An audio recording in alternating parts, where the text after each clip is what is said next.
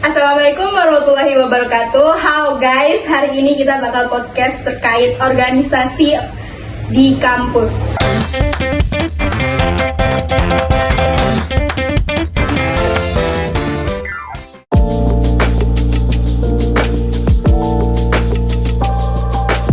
Hari ini aku ngadirin narasumber yang banyak banget ikut organisasi-organisasi di kampus, yaitu Kak Wana. Oke, sebelum kita mulai podcastnya, lebih baik kita perkenalan dulu nggak sih, biar kenal. Halo guys, Assalamualaikum warahmatullahi wabarakatuh. Waalaikumsalam. Nama saya Nirwana Puspita. Saya saat ini sebagai mahasiswa di Universitas Muhammadiyah Gorontalo. Oke, Kak Wana, gimana kesibukannya saat ini? Jadi kesibukannya saat ini ya sambil menunggu UKOM ya di rumah aja. Jadi berhubung saya merupakan mahasiswa profesi bidan di Universitas Muhammadiyah Gorontalo. Jadi saat ini karena sudah selesai dinas, jadi saya hanya di rumah aja. Nah, aku tuh penasaran gimana sih awal mula Kak Wana bisa ikut organisasi? Sebenarnya kalau misalnya ditanya awal masuk organisasi itu alasannya karena apa? Yang pertama itu ya karena ingin belajar. Terus yang kedua itu karena saling ajak-ajakan antara teman dan teman. Jadi kayak pengen nyoba, teman pengen nyoba ini, saya juga pengen ikut. Dan akhirnya jadi mengalir, jadi ingin memperdalam pengalaman di organisasi. Aku tuh penasaran Kak Wana itu sekarang ikut di organisasi apa? Jadi organisasi itu saya ikut di BEMFAK. Jadi BEMFAK itu kepanjangannya Badan Eksekutif Mahasiswa Fakultas. Nah, kebetulan saya ada di Fakultas Ilmu Kesehatan. Jadi saya merupakan organisasinya itu Badan Eksekutif Mahasiswa Fakultas Ilmu Kesehatan di Universitas Muhammadiyah Gorontalo. Oh, jadi BEM-nya itu beda dari kampus-kampus lain ya? Kan kalau kampus lain itu BEM-nya itu kan mencakup di universitasnya. Kalau ini di fakultasnya. Iya, jadi kalau misal kampus lain itu kan mungkin nyebutnya itu bukan BEMFAK, melainkan senat. Ya, Jadi kalau di kita nyebutnya itu ya itu BEMFAK bukan senat, tetapi dalam artian sama saja sih. Ya. Oke Kak, sekarang kita masuk ke pertanyaan-pertanyaan saja ya. Yang pertanyaan pertama yaitu apa sih visi misi dari BEM-nya Kak Wana sendiri itu? Kalau visinya dari BEM itu yaitu saya yang pertama visinya menjadikan BEM Fikes Unggul yang aktif dan progresif sebagai pionir dalam pergerakan untuk mewujudkan mahasiswa yang berkompeten dan memiliki integritas demi terwujudnya BEM fakultas yang berkemajuan. Nah, terus kalau misinya itu apa sih Kak? Misinya dari BEM fakultas itu sendiri yaitu yang pertama menjadikan BEM Fikes Unggul sebagai media aspirasi untuk melayani mahasiswa Fikes Unggul secara solutif. Yang kedua, membangun iklim juga dengan membersamai pengembangan SDM sesuai dengan potensi minat dan bakat mahasiswa. Yang ketiga, menjalin sinergitas yang harmonis antara sesama organisasi dan lingkungan universitas. Yang keempat, merajut sinergitas internal BEM Fikes berlandaskan kekeluargaan dan bermanfaat profesionalisme sebagai fondasi organisasi. Dan yang kelima atau yang terakhir, menjalin sinergitas antara aktivitas akademika sebagai bentuk kolaborasi konstruktif sebagai visi dan misi bisa. Semoga visi dan misi ini bisa terrealisasikan nantinya. Wah, bagus banyak sekali ternyata ya visi dan misi dari BEMFAK-nya Kak Wana. Oke Kak, aku tuh tertarik di bagian misi yang iklim juara. Apa sih arti dari iklim juara itu sendiri?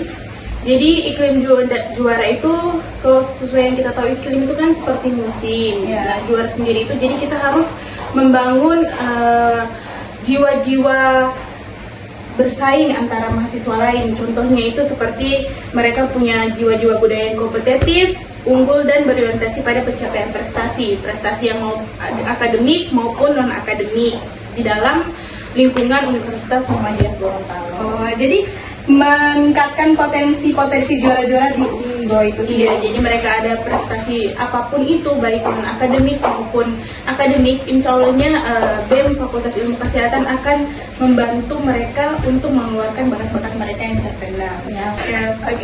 Oke, kita lanjut ke pertanyaan kedua yaitu bagaimana struktur organisasi BEM Fakultas diri Kak? Jadi struktur dari organisasi BEM Fakultas sendiri itu sama saya dengan struktur organisasi yang lain, entah di fakultas-fakultas yang ada di lingkungan Universitas Muhammadiyah Gorontalo maupun juga di luar-luar kampus lain. Ya, itu yang terdiri dari ketua umum, wakil ketua umum, sekretaris maupun bendahara. Jadi itu yang merupakan pengurus-pengurus inti. Terus juga ada beberapa divisi-divisi lain yang ada di kepengurusan tersebut. Kalau Kak Wana sendiri itu menjabat sebagai apa sih? Kalau saya sendiri itu saya menjabat sebagai Wakil Ketua Umum di Badan Eksekutif Mahasiswa Fakultas Ilmu Kesehatan. Jadi saya mengikuti perintah serta mendukung penuh keputusan dari Ketua Umum. Tadi kan Kak Wana udah sebutkan ada beberapa divisi-divisi di BEMFAK.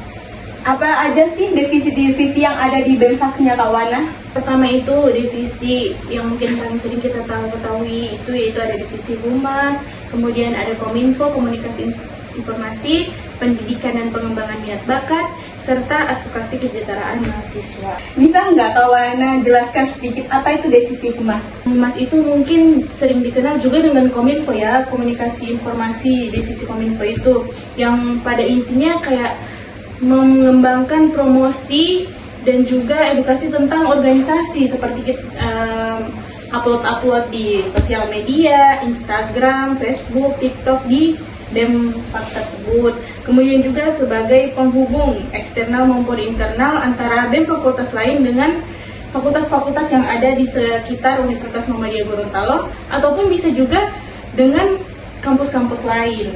Sekarang aku penasaran, menurut Kak Wana sendiri, apa sih peran penting seorang pemimpin dalam organisasi?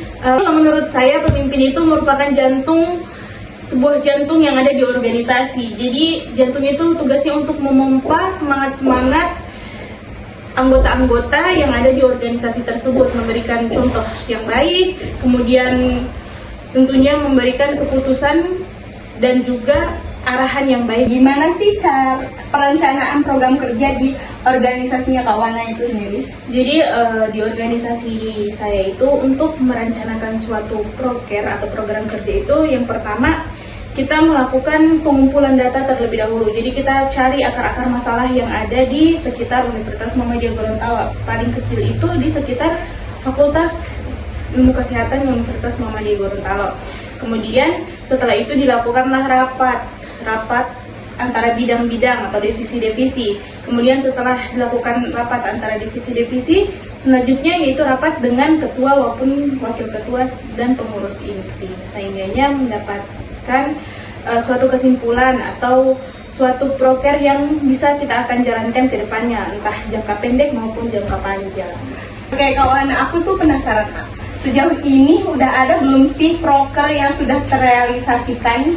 Jadi untuk proker-proker yang sudah kita lakukan itu ada beberapa proker yang baik di dalam kampus maupun juga di luar kampus. Contohnya nih yang dalam kampus seperti Jumat Berkah, kita melakukan bersih-bersih kegiatan di sekitar masjid di kampus Muhammadiyah Gorontalo. Juga kita melakukan kegiatan seperti milad fakultas maupun milad organisasi. Kalau yang di luar itu kita biasanya melakukan pembagian sembako di panti asuhan dan juga bakti sosial pemeriksaan kesehatan gratis. Untuk membuat kegiatan-kegiatan seperti tadi itu, BEMFAK-nya Kak Wana itu mendapatkan sumber dana dari mana? Dana itu yang paling penting itu kita kan membuat proposal kegiatan, lalu kita tujukan ke fakultas. Nah, sehingganya nanti dari dekan fakultas itu akan memberikan kita dana sesuai dengan dana proposal yang kita ajukan. Kemudian juga kita membuat iuran tiap anggota, sehingganya jika ada seperti contoh dana talangan, sehingganya jika ada kegiatan-kegiatan mendesak, jadi kita bisa menggunakan uang tersebut. Masuk ke pertanyaan terakhir. Pertanyaan terakhirnya nih Kak, kan tadi Kak Wana sempat menyebutkan pembuatan proposal untuk mendapatkan sumber dana. Nah, pembuatan proposal itu sendiri siapa yang buat Kak? Kalau proposal itu sendiri kan sudah memang kita ketahui bersama bahwa sekretaris itu yang urusan-urusan administrasi. Jadi walaupun tugasnya memang ditujukan khusus kepada sekretaris, tetapi juga kita sebagai organisasi saling membantu. Entah walaupun saya sebagai wakil ketua maupun ada yang ketuanya, bendaharanya juga ikut di dalam pembuatan proposal tersebut. Oke guys, padahal lagi seru-serunya, tapi kita udah harus penutupan karena sudah menjelang waktu akhir. Terima kasih Kak Wana udah menjadi narasumber dan pada podcast kali ini. Untuk kalian semua jangan lupa like, comment, share, and subscribe. Bye-bye.